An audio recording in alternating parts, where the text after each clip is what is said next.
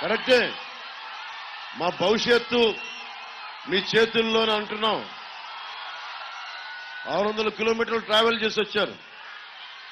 ఒక సైకిల్ గుర్తుకో, గాజు గ్లాస్ గుర్తుకో ఓటేసి కేవలం గెలిపించమని అడగడానికి రాలా. ఒక మార్పు కోసం అడుగుతున్నాను మిమ్మల్ని. ఒక మార్పు. మీ భవిష్యత్తు మీ చేతుల్లో ఉంది. మీరు ఊపుతారు, హుషారు చూపిస్తారు. మీ భవిష్యత్తు మీ చేతుల్లో ఉంది. నాకు ప్రజాస్వామ్యం మీద అపారమైన గౌరవం. ప్రజాస్వామ్యం మీద నాకు చాలా అపారమైన గౌరవం.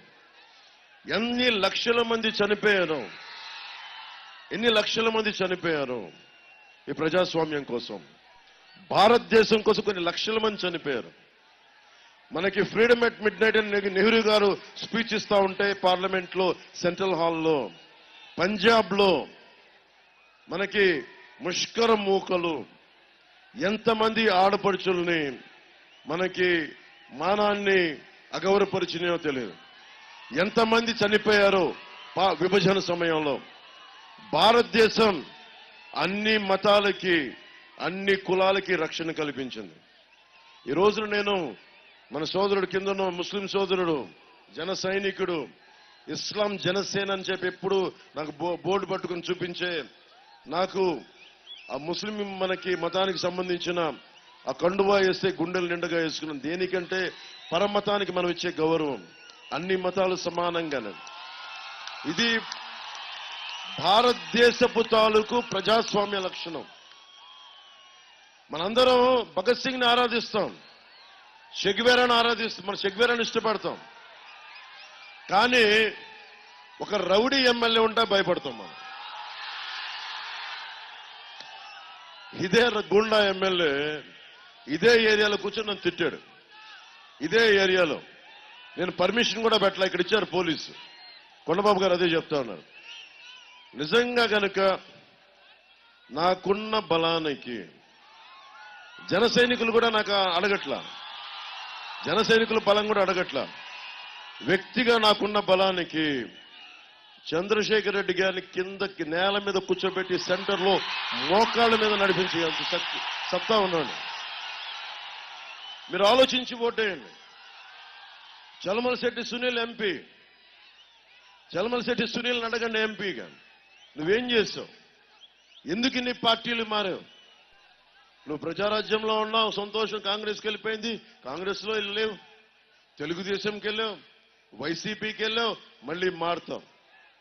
మనకి మారే వ్యక్తులు కాదు కావాల్సింది, స్థిరంగా ఒక చోట నిలకడగా నిలబడేవాడు కావాలి. ఇప్పుడు కొండబాబు గారికి ఎందుకు గౌరవం ఇచ్చాను నేను? అరే, ఒక పార్టీని నమ్ముకుంటే తెలుగుదేశం పార్టీయా నా పార్టీ అని కాదు, ఒక సిద్ధాంతాన్ని, ఒక పార్టీని నమ్ముకుంటే దశాబ్దాలుగా నిలబడిపోయాడు ఆయన. అందుకు గౌరవం నాకు.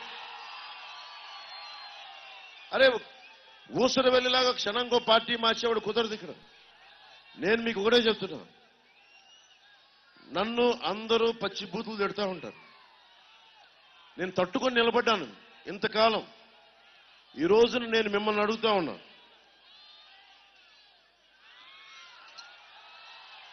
ఈరోజు నేను మిమ్మల్ని అడుగుతా ఉన్నా, మీరు గనుక మేలుకొనకపోతే, మీరు గనుక గాంధీ గారికి దండాలు పెట్టి, భగత్ సింగ్ గారికి దండలేసి, ఓటు మట్టుకు వైసీపీకి వేస్తే చేజేతులా మీరు గూండా ప్రభుత్వాన్ని తెచ్చుకుంటా ఉన్నారు.